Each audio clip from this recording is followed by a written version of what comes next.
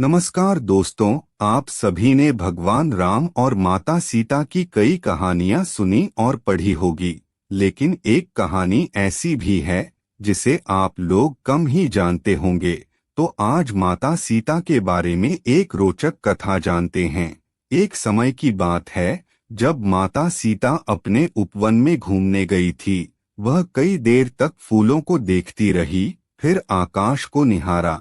तभी तोते का एक खूबसूरत जोड़ा एक पेड़ पर आकर बैठ गया।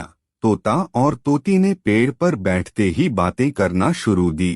तोती बोली, क्या आपको पता है स्वामी की अयोध्या में श्री राम जी का जन्म हो चुका है। यही वो श्री राम जी है जिनका विवाह सीता माता से संपन्न होगा। तोता ने उत्तर दिया, हाँ पता है कि रामचंद्र जी का विवाह सीता माता से होगा, और यही रामचंद्र इस धरती पर 11,000 वर्ष तक राज भी करेंगे। सीता जी के पिता राजा जनक स्वयंवर रचाएंगे। इस स्वयंवर में खूब सारे राजा महाराजा दूर दूर से आएंगे। वह सभी राजा जनक द्वारा रखे गए धनुष को तोड़ने में असमर्थ होंगे। फिर दशरथ के पुत्र श्री राम उस धनुष को तोड़ेंगे और सीता जी उनको वरमाला पहना देगी। सीता जी उनकी बातों को ध्यानपूर्वक सुन रही थी। सीता जी को बहुत उत्सुकता हुई अपने भविष्य को जानने की। वह उन दोनों के पास गई। जब उन दोनों ने सीता माता को आते हुए देखा तो वह दोनों डर गए। वह डर के मारे उड़ने को तैयार ही थे कि तभी अचानक सीता जी ने उन दोनों को रोक लिया। सीता जी ने उन दोनों से कहा कि दोनों को डरने की बिल्कुल भी जरूरत नहीं है। सीता जी ने उन दोनों को आश्वासन दिया कि वही जनक पुत्री सीता है।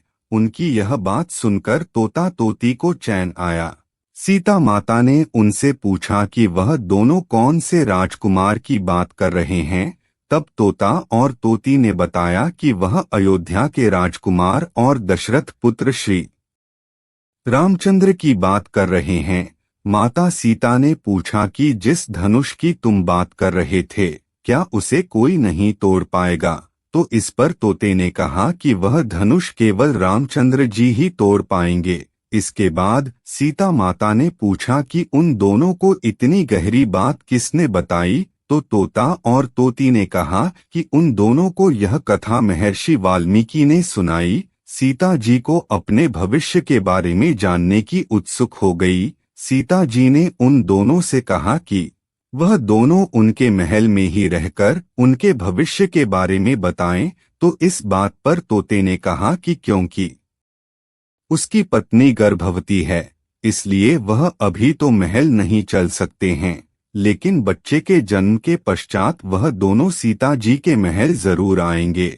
लेकिन सीता माता उनकी बात को मानी नहीं और वह उन दोनों को महल में रुकने के लिए बाध्य करने लगी। जब वह दोनों सीता जी की बात नहीं माने तो सीता माता ने उस तोती को कसकर पकड़ लिया। तोती ने कहा कि कृपा करके सीता जी मुझे छोड़ दे। तोते ने भी बहुत गुहार लगाई पर सीता जी नहीं मानी। वह तोती को अपने राजमहल ले जाने के लिए तैयार हो गई। तभी तोती ने कहा कि वह आखिरी बार कहती है कि मुझे छोड़ दे, वरना वह उन्हें श्राप दे देगी। इस बात पर सीता जी ने कहा कि राजकुमारी को कभी श्राप नहीं लगता है। अंत में तोती ने श्राप दे ही दिया। तोती बोली कि जैसे आज एक गर्भवती को अपने पति से अलग रहने के लिए बोला जा रहा है, ठीक वैसे ही सीता जी को भी अपनी गर्भावस्था में अपने पति से अलग रहना पड़ेगा।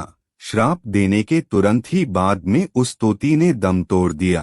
तोते को अपनी पत्नी का बिछड़ना सहन नहीं हुआ।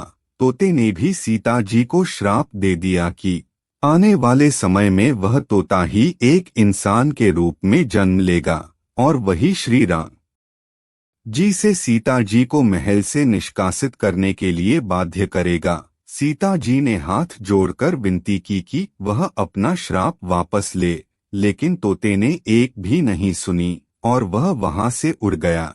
यह तोता वही धोबी था जिसकी वजह से माता सीता को महल छोड़कर जाना पड़ा था। दोस्तों, आपको यह कहानी कैसी लगी? अगर अच्छी लगी होगी तो चैनल को लाइक और सब्सक्राइब जरूर करिएगा। तो मिलते हैं इसी प्रकार के अगले नए वीडियो में। तब तक के लिए जय हिंद, वंदे मातरम।